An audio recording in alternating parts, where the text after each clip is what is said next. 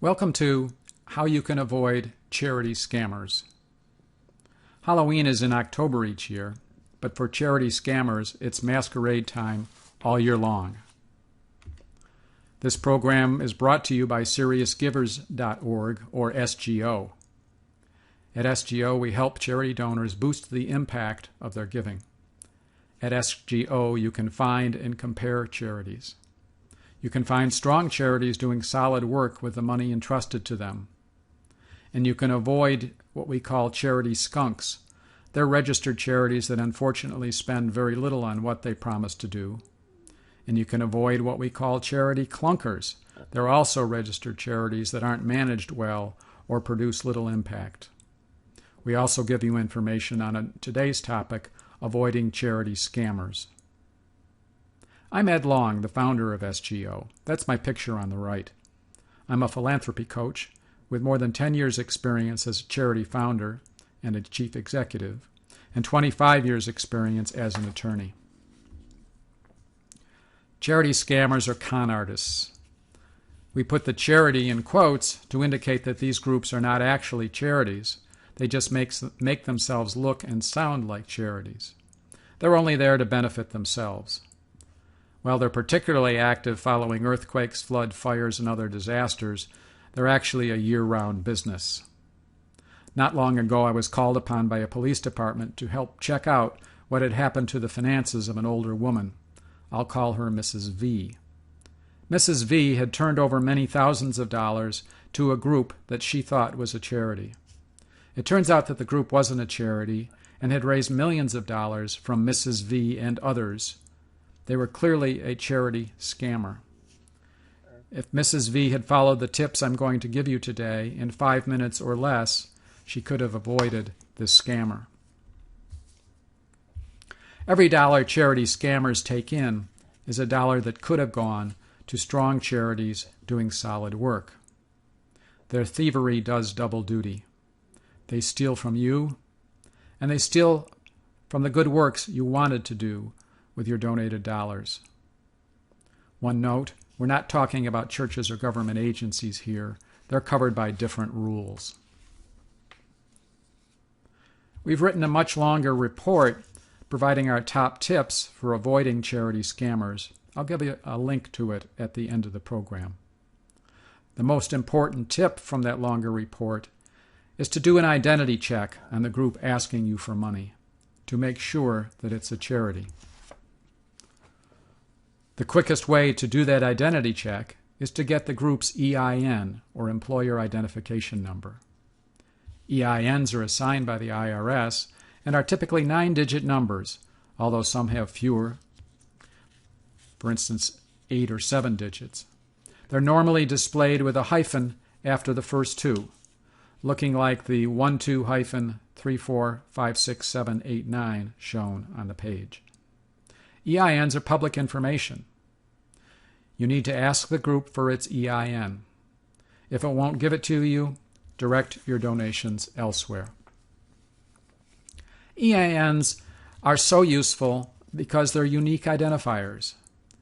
They're more accurate than DNA testing. Unique identification is important because charity names are often similar. Did you know that there are 104 charities that have the words American Cancer in their names? More than 2,000 have Habitat for Humanity in their name. And more than 25,000 have the word Veterans in their name.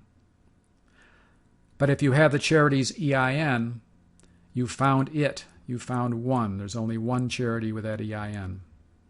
I've included a link later in the materials on more information about EINs.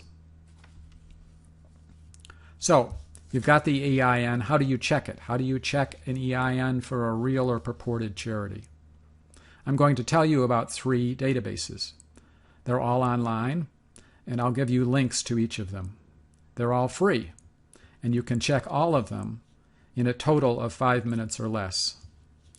5 minutes of your time can be very valuable. If you avoid giving a charity scammer $100 by 5 minutes of checking, that's like you've earned $1,200 an hour. First, let's look at the SGO EIN search engine. It's a quick way to tell if a group is within the hundreds of thousands of charities included in the SGO database. If the group is there, that means it is a charity, and you can find much more information about them. Just go to the seriousgivers.org/find-a-charity/ page and enter the EIN in the blue box. Not every charity is in the SGO database, because not every charity meets the SGO listing requirements, but almost 300,000 charities are there. If you can't find the charity based on its EIN in the SGO database, we have two other databases for you. They're both free, and they're both pretty easy to use. I've listed GuideStar first because it's a bit easier. The second is National Center for Charitable Statistics. Again, they're both free. If the EIN doesn't show up in SGO, GuideStar, or NCCS, you know that it's not a charity. Don't give it $1. Don't give it a dime. Remember Mrs. V. If she'd spent the 5 minutes to check the EIN of the group she gave thousands of dollars to, or if a family member or her friend had checked, she could have saved herself and her family a huge amount of time, anger, anguish, and money. I promised a bit more information. I have a link here. The first is to more information about EINs, and the second is our top tips report, the more lengthy report. You can use those links, or you go to the search box at the SGO page and put in EINs for the first and top tips for the second. I've also included for you my email address in case you have comments, questions, or suggestions about this topic. Summing up, a great way to avoid charity scammers is to get and use the EIN of the group asking you for a donation. I bet you can check it in 5 minutes or less. One more thought. Friends, help friends, donate wisely. Please tell a friend about this program and about SGO. I hope you found this information helpful. We're glad to provide it to you. This is Ed Long on behalf of SeriousGivers.org saying goodbye for now.